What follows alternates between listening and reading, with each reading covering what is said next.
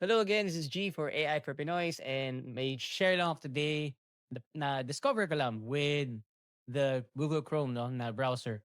And this is the split screen na split view in one single tab, no? Kung kagaya niyo rin ako na nahihirapan sometimes na mag-change ng tab. So, ginagawa ko lagi kasi is pag mag-change ng tab, mini-minimize ko na ng konti para lang makita ko yung kabilang tab. So, gaganyanin ko lang, oh, hey, tingnan natin dito.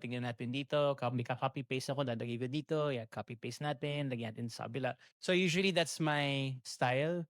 But recently, with the new update Google Chrome na browser, you can now do split view in one tab. So ano ba siya? So basically, right-click nyo lang yung mouse nyo and then you can see this section called or this new education na new split from view with current tab.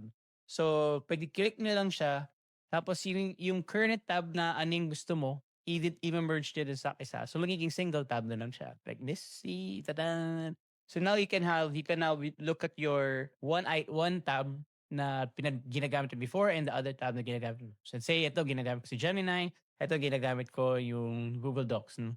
And then pag gusto mo na siya, tapos ka na, gusto mo na siyang itanggalin, nagawa mo na yung kailangan mo gawin, and you just right click on it and then yun, separate view ulit. So i-click mo lang yung separate view at isi-separate mo niya yun. Chuf, babalik niya sa daig. Yun lang, no? I mean, very nifty, very, para sa akin, safe, paano ba siya?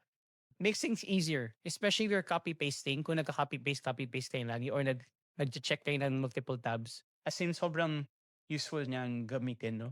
So yun, that's a nifty trick or hack na pwede nyo try yourself kung gano'n rin yung mga nagiging issue nyo when you do copy pasting, no? So yan. So yun lang. So I wanted to share that. Bye-bye.